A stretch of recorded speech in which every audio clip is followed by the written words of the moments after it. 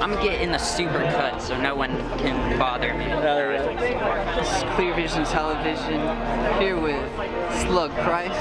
That's my name. Hey, how's it going, Slug? It's going good. I'm really excited to play. It's my first show, my first real big show since the pandemic fucking started, so very excited. I'm gonna be playing like 3 songs off Plant Mentality 3, which comes out on the 8th of October, like 6 days or something, so I'm really stoked, really excited. How has that process been recording Plant Mentality 3? So, yeah, man, every time I make a Plant Mentality album, I just let go of everything, forget about genre. The PM3 is like the most, like the epitome of that. It is, it's got 4 to the floor techno trance songs. It's got lo-fi pop punk songs. It's got fucking what's like genreless, I don't even know what to call them songs. And it's got your classic melodic slugger. It's got your classic atonal trap slugger. You know, it's all the facets of me, and maybe some you haven't ever heard. Hell yeah. And we know that the plant provides and the plant feels the vibes. Yeah. How has the plant been growing lately?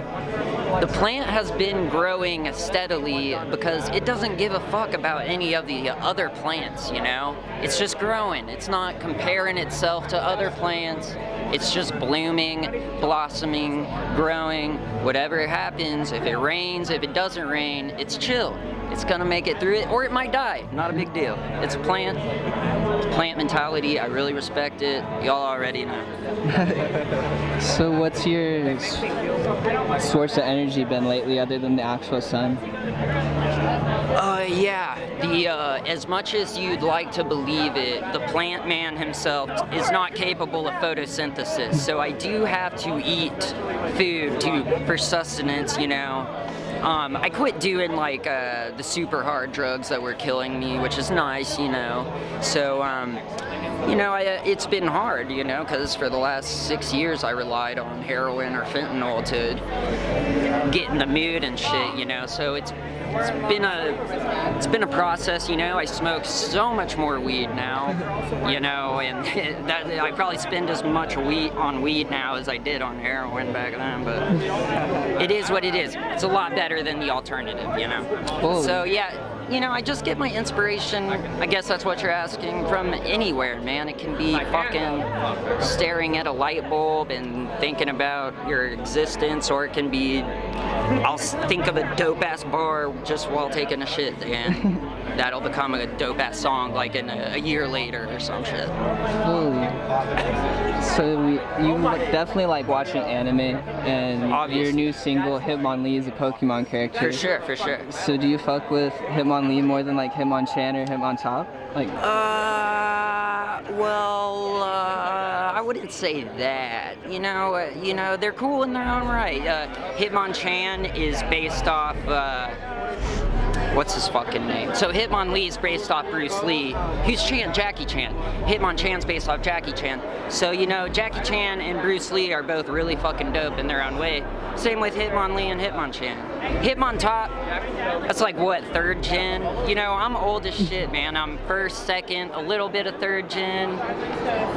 And then, you know, it kind of is very gray after that with my Pokemon knowledge. But, yeah, I'll always love Pokemon, man. I've been the same kid since I was when I was 5, loving Pokemon, you know. What other animes have you been watching lately? Okay, well, shit, man. Well, I just watched the rebuild of Evangelion 3.0 plus 1.0. It took like, I don't know, it's been a long ass time. I want to say like 10 years. I don't think that, but since the last movie's come out. So I rewatched all the rebuilds, then rewatched 3.0 plus 1.0. So I've been watching a lot of that. Rewatched Neon Genesis. Been rewatching a lot of shit. Rewatched Berserk. Rewatched A new show that I do like is called I don't know. It's on Netflix. Really awesome, about a lizard guy with another dude living inside of him. He opens his mouth, eats some guy, like this is the other guy's head. He eats it, and then this guy comes out of his throat and asks him like, who the fuck are you? And he gets information that way. It's so based, so badass. Yeah, I forgot the name. It's something like Doro, Roro, Kuro, Bubo, or something. I don't know. It's on Netflix though. Can't miss it. I've talked to a good amount of underground artists who like kind of correlate their own like life path with a lot of anime characters.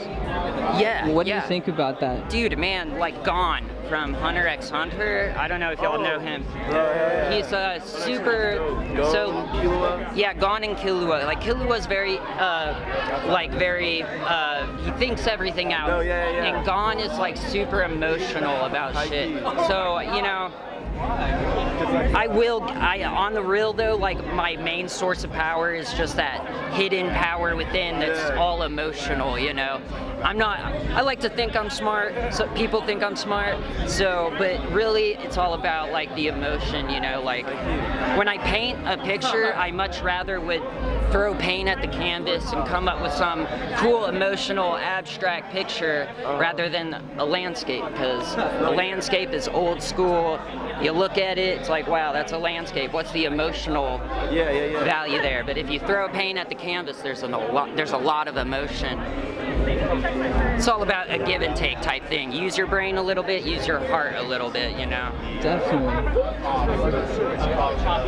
Modern rap culture in the underground scene, you definitely talked about it in the Lil Peep documentary a little bit, but do you think like the current wave of underground rap still heavily like punk influenced, or just like the modern era of punk?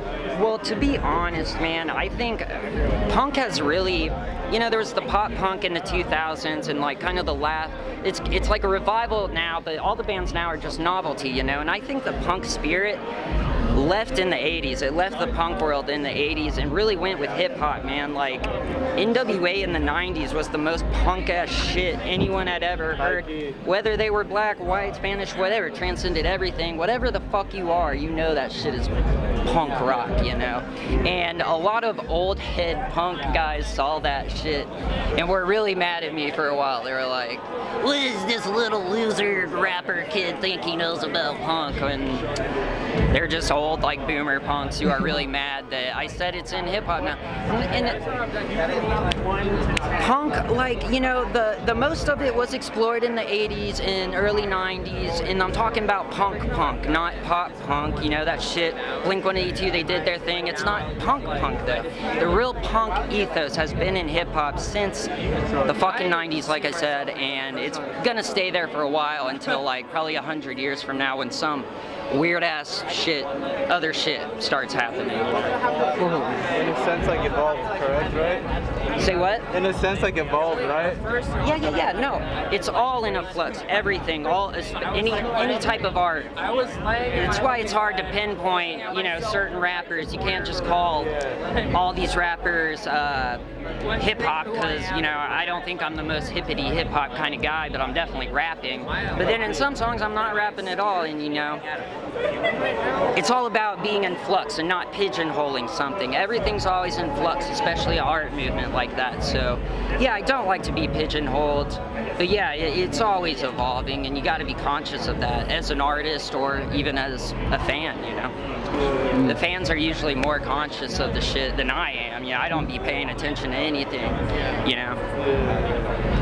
Do you still like to collaborate with a lot of artists, like in the collective spirit? Or? Oh yeah, dude, I love to, but like I don't do verses, like paid verses anymore, just because I don't need to. For a while, I was broke and I'd have to, you know, paid, or I had to get paid to do verses, but I felt like a prostitute, like really like pouring my art out, and it just, it's what I needed to do, just like any woman of the night, she's got to do that shit, so I hoard myself out. But now I'm at the point where I don't need to do it, you know, so I just don't want to, but I'm sure in a few months I'll be broke again and have to start selling verses. So I love collaborating with my friends, you know, like there's nothing better than that. And when you pay me for something, it's not art anymore. It's my job, and it's just a whole different thing. And yeah, I love collabing, just not when money's involved nowadays. Definitely. But don't. It's not a permanent thing, you know. Can we expect any collaborations on Plant Mentality 3? Yeah, Big Baby Scumbag is on a song. I'm gonna play a song tonight called Government Check, and I shortened it. It's gonna be just my verse, but the real version has Big Baby on it. And I've also got this low-key underground legend named Nagashi Armada. He used to be known as Blunt Fang. He's on it, and I also got Curb Lagoot, like one of my love his style. Yeah. The song's called Fibonacci Drip. It's fucking amazing. Can't wait for y'all to hear it. So those are the 3 features. Yeah. Other than the show tonight, what are you excited for, looking forward? Well, I've got a couple videos in the vault for Plant Mentality 3, so I mean, I'm just so much looking forward to everyone listening to PM3 and then seeing the visuals that come out. Like, I really want to fucking do a video for every song, and probably won't, but that's what I want to do, and I'm just excited for everyone to experience it. Like, that's all that's on my fucking mind. It's like, these motherfuckers are not fucking ready, but they're gonna love it. So yeah. Is there anything left you'd want to tell your fans, your up-and-coming artists ready to start creating? Yeah, up-and-coming artists, quit sending me your shit. Like, I'm not gonna do anything for you, man. I can post your shit. That's not gonna do anything for you. You gotta work your way up out the mud, or no one takes you seriously. We have all these industry plants now. You can tell them from a mile. You're like, damn, that guy has a machine behind him. He's a fucking fake-ass motherfucker. He ain't get it out the mud. And how can you respect that, you know? So quit sending me your shit. I might listen to it, and I might tell you it's good, but I really can't do shit for you. It's all on you, you know, and you really gotta push it. This is another thing, man. Everyone's like, Slug, if you listen to my shit, I know I'll just be a fucking famous superstar. It doesn't work that way, bro. Like, it's really all on you. You gotta go get it. You can't wait for some cosign from some other motherfucker. It's not even that famous. Like, dude, I'm a fucking nobody outside the rap scene. It's like, so it's like, I can't do anything for you, you know? Quit relying on other people. Appreciate it. Very negative, but and I love you guys, and keep grinding. Thank you. Oh, Slug Christ, may you burn in hell forever. Slugger, yeah. Hit Molly on me with the beat. Slugger on the beat, bitch. Bitch on me, hits like Hit Molly. Plant mentality, make gringo plan. Count it up, kitchen. Baby girl, what you